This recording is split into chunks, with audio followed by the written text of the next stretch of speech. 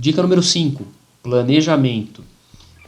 Eu dizia antigamente que a cada hora que eu gastava planejando alguma coisa, eu economizava pelo menos umas 2 ou 3 horas aí em troubleshoot, em problemas que eu pegava lá na frente. Então isso daqui, ó, foi excelente para mim, principalmente na época que eu estava estudando baseado nos labs do INE.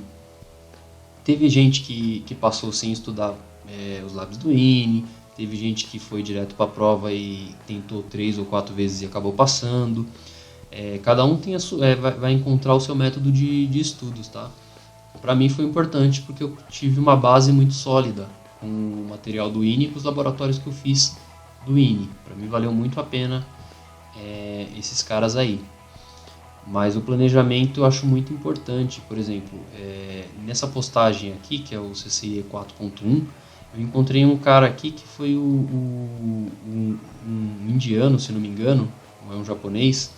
Ele fala sobre o auto-assessment, que é uma técnica que você acaba se analisando para saber como você está em cada tópico. Eu tentei fazer algo parecido aqui para mostrar como que funciona. Tipo, quando eu conhecia bem a tecnologia, eu chegava em 5, obviamente o que é cobrado na prova, né? E quando eu não conhecia nada, era 1. Então, tipo assim, tinha muito tópico aqui, Etherchain, Span Tree, eu conhecia mais ou menos, num nível bom até. Tinha multicast eu demorei muito para poder entender e para conseguir aprender o que era multicast. Então estava aqui no nível 1. Troubleshooting VLANs. Troubleshooting VLANs eu me dava muito bem porque eu trabalhava num ambiente quase todo Layer 2. Então, para mim, era bem fácil, bem tranquilo de absorver. Então, você vai ter que fazer um auto-assessment do que você vai precisar para a prova, né? E eu lembro que eu peguei o blueprint da prova e fui olhando tópico por tópico como eu estava. Pode ver que tinha bastante coisa aí bem abaixo aí do nível 1 e nível 2 na época que eu fiz esse assessment aí.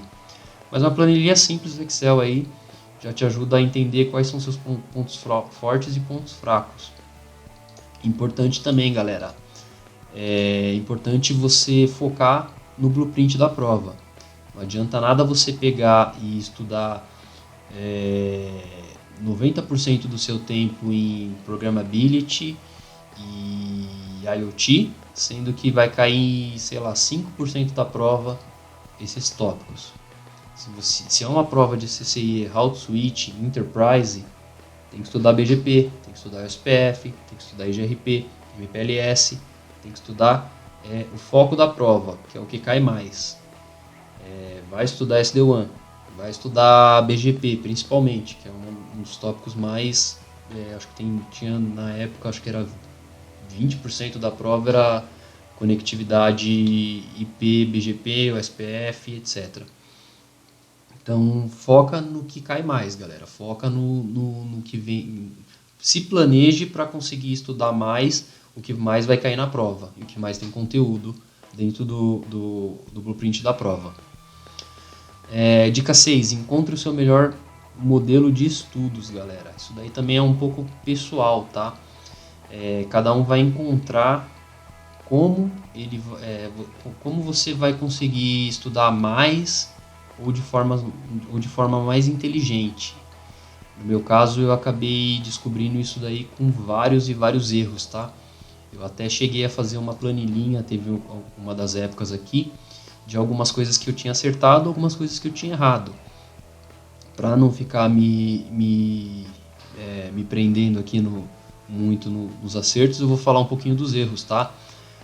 Falta de disciplina nos estudos. Isso daí você vai passar muitas vezes, mas muitas vezes, galera. Você pode ser o cara mais disciplinado, não sei que do mundo, mas você vai ter vai faltar um pouquinho de disciplina. Você não é todo dia que você vai dar aquele 120%.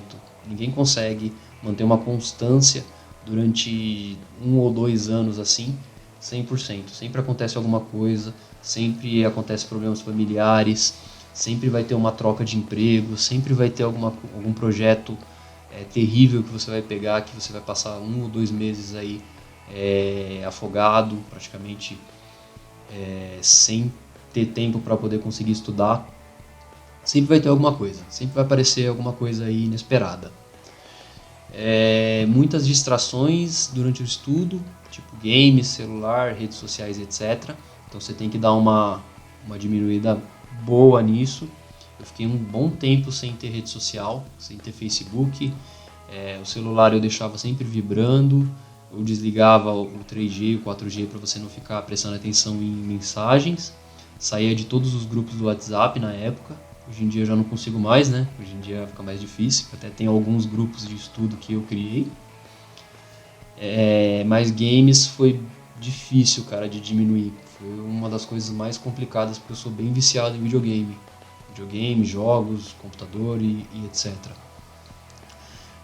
Eu tive muita falta de apoio familiar, mas também foi grande parte por minha culpa, porque no caso a minha esposa, ela só entendeu realmente que valia a pena quando eu comecei a mostrar para ela como era o trabalho de um CCIE,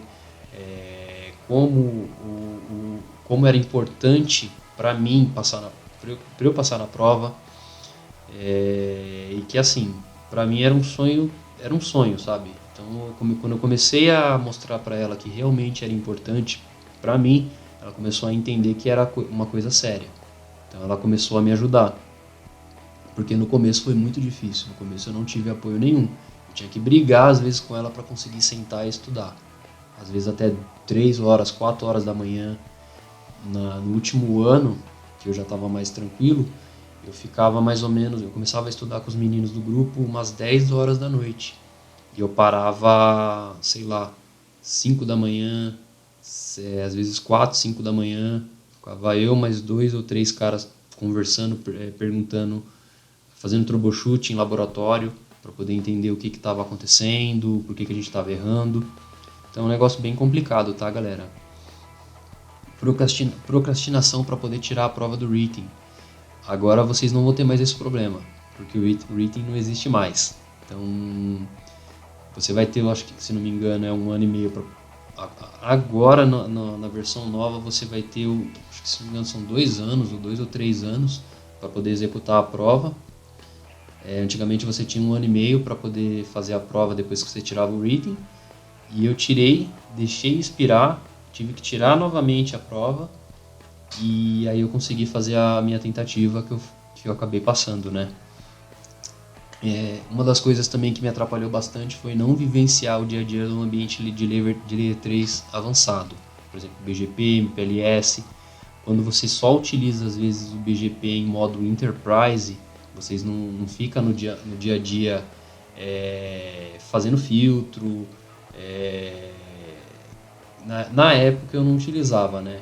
Na empresa que eu trabalhava nem tinha BGP. A gente trabalhava com algumas rotas estáticas e alguns protocolos diferentes aí. Mas MPLS é difícil de ter, por exemplo.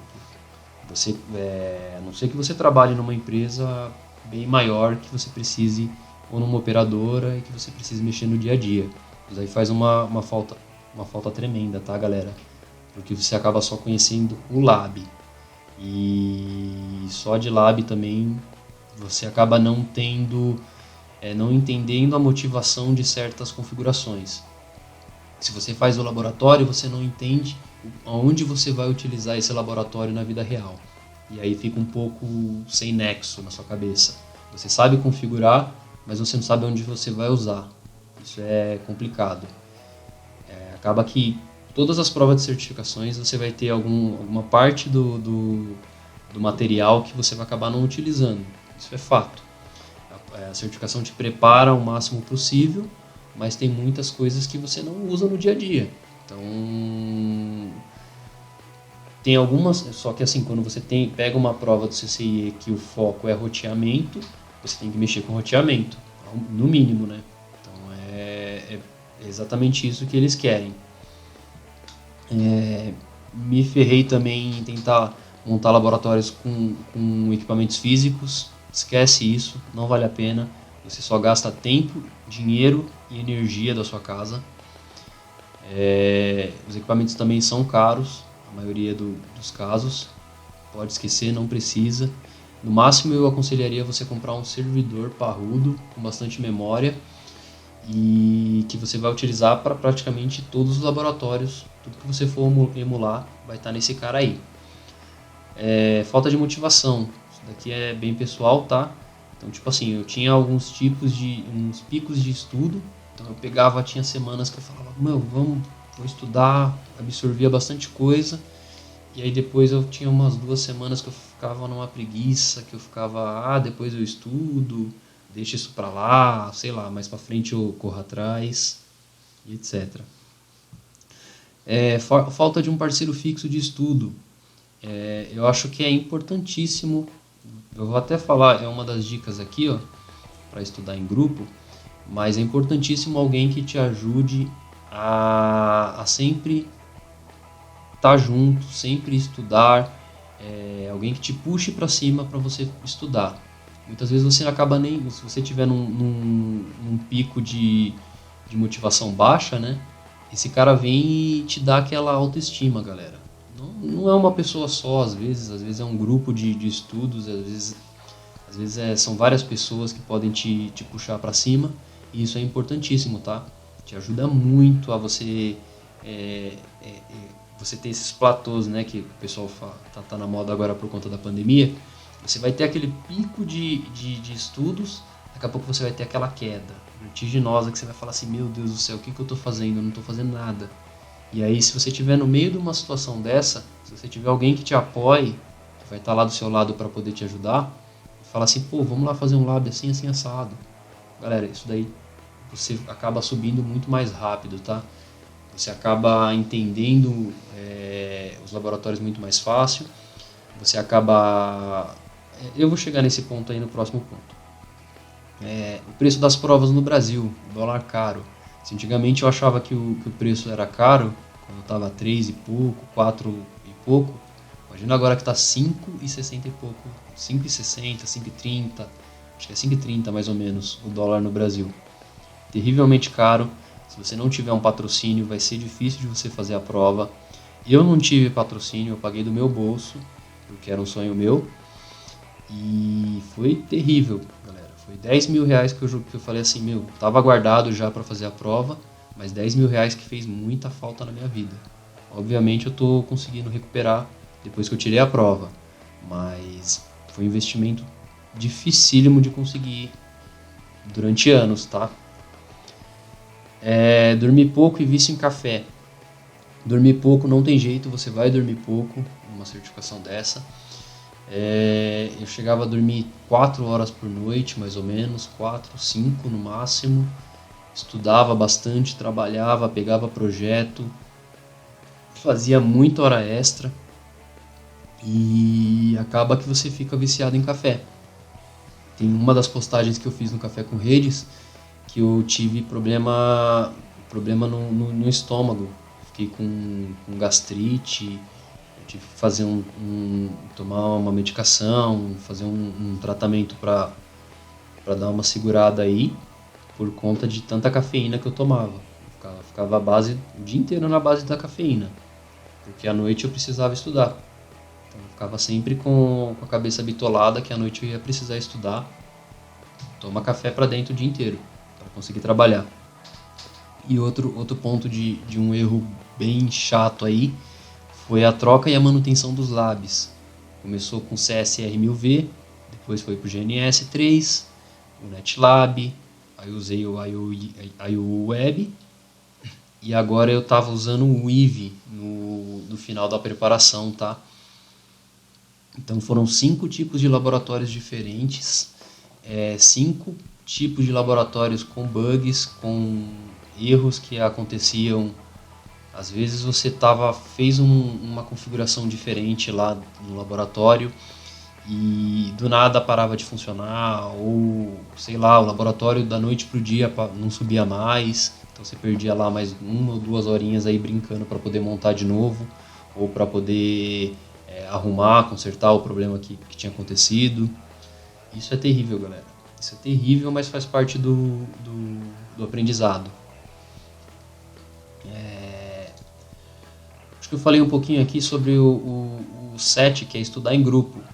Galera, eu tenho vários grupos, mas vários grupos de estudo. Desde o CCNA, CCNA CyberOps, tem o grupo de emulador, só dos emuladores do GNS3, do EVE, etc. Tem dois grupos do CCIE no Telegram. Tenho dois grupos de CCIE no Skype. Tenho um grupo, acho que um ou dois grupos de CCIE também no WhatsApp. E assim, são pessoas que faz parte do network de quem está estudando. Você pega muitas dicas boas. Tem os caras aí do grupo do Josimar, tem o Paulo, tem muita gente que estudou comigo aí. Alguns conseguiram tirar a prova, alguns não, mas a grande maioria são todos uma galera high level, sabe? O pessoal nota 10 aí, que te ajuda muito. Por exemplo, no começo, o primeiro lab que eu fiz, no final da minha preparação, foi eu, o Adnor, que é um cara que estudou com a gente aí um tempão, e o Josimar, até 5 horas da manhã, tentando entender um problema de BGP. Então a gente ficou quebrando a cabeça,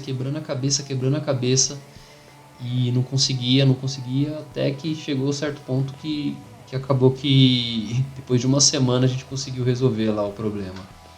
Então estude em grupo, tá? Sempre que você estiver para baixo, alguém vai te ajudar. Sempre vai ter materiais novos e materiais bons que a galera traz e compartilha. Então estude em grupo sempre, tá? Não adianta, você não vai conseguir fazer 100% sozinho, tá? Faz muita falta um companheiro de estudos. Oitavo, praticar mais. Isso daqui eu aprendi foi meio que no fogo cruzado, tá? Eu perdi muito tempo vendo só vídeo. Eu ficava vendo vídeo e achava que eu ia absorver o conteúdo. Não absorve. Depois de 2 a 3 meses você acaba esquecendo se você não praticar. Lendo livro, não absorve. Desculpa. Então assim, tudo que você for estudar, é melhor você colocar na prática o mais rápido possível, que você consegue fixar e tirar suas dúvidas, do que você ler ou assistir a videoaula e falar assim, não, quando eu precisar lá na frente eu revejo. Esquece, você não vai rever. Então pratica, faça o lab, monte o laboratório, utilize na vida real, entenda o motivo que você está fazendo utilizando esse protocolo dessa forma, que eu acho que isso daí é o mais importante. Hoje em dia a galera me pergunta, Diego, mas para que eu utilizo isso daqui? Aí você fala, não, você utiliza esse comando aqui porque se você não utilizar vai acontecer isso, aquilo. Então tenta sempre trazer para o seu mundo do dia a dia, tá? Não adianta nada você estudar multicast e não saber para que funciona, aonde você vai utilizar. Ou, sei lá, aprender como funciona uma route map e chegar no seu dia a dia você acabar esquecendo algumas coisas básicas aí de route map. Número 10, galera, quedas e recomeços. Essa parte aí é um pouco pessoal também, porque eu tive muitas quedas aí. Pra você ver, eu comecei o projeto aí em 2015, eu terminei final de 2019. Tiveram diversos problemas no caminho, problemas que assim, alguns você consegue remanejar, você consegue lidar com eles, alguns você não consegue. A primeira tentativa que eu ia fazer para a prova, eu não consegui por conta de um problema familiar. Minha filha foi fazer uma cirurgia, eu não fiquei com cabeça para poder fazer a prova, eu acabei postergando. Na segunda tentativa, minha sogra sofreu 3 AVCs e um infarto, então foi terrível também, tive que ficar em casa com a minha filha um tempão. Na quarta tentativa, eu até falei isso daí nos outros vídeos, meu pai estava na UTI, com câncer na garganta. Então assim, eu tive diversas quedas, galera, mas diversas quedas mesmo. E diversos recomeços. Então, se você for procurar lá no meu blog, se você acompanhar aí os estudos para o CCIE, vai ter diversas vezes que eu perdi o caminho, não consegui estudar, parei, depois voltei. E isso é normal, galera. Faz parte dos estudos. Não é sempre que você vai estar motivado, não é sempre que você vai conseguir estudar, não é sempre que você vai desenrolar algum problema. Então isso daqui faz parte do CCIE, tá? E por último é a conquista, né? Que eu acho que essa é a parte mais saborosa aí do CCIE.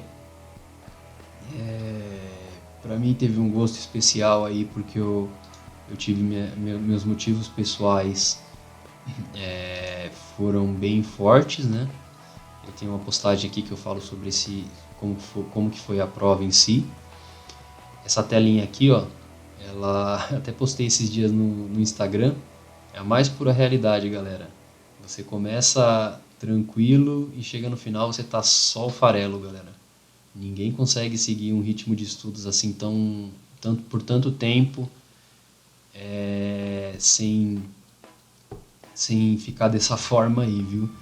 Eu tenho colegas que ficaram em depressão por conta da prova. Eu tenho colegas que... eu conheço casos de pessoas que tiveram um problema de saúde grave, sabe? Do médico falar para ele que se ele não parasse com o estilo de vida que ele estava tendo, que ele ia ter 6 meses de vida. Mas tem muita gente que teve sucesso também. Então, teve gente que a vida mudou depois que tirou a prova. Teve gente que assim, conquistou muita coisa por conta da certificação. E o que eu posso dizer assim é que vale muito a pena tirar, galera. Vale muito a pena o esforço. Não é só o resultado, é o caminho que você vai trilhar, é o network que você vai fazer, é o aprendizado que você vai ter de como solucionar problemas e de como se virar, entendeu? Acho que é o mais importante aí. Você vai aprender a ser um cara autodidata. Vale muito a pena, galera. Falou, abraço, pessoal.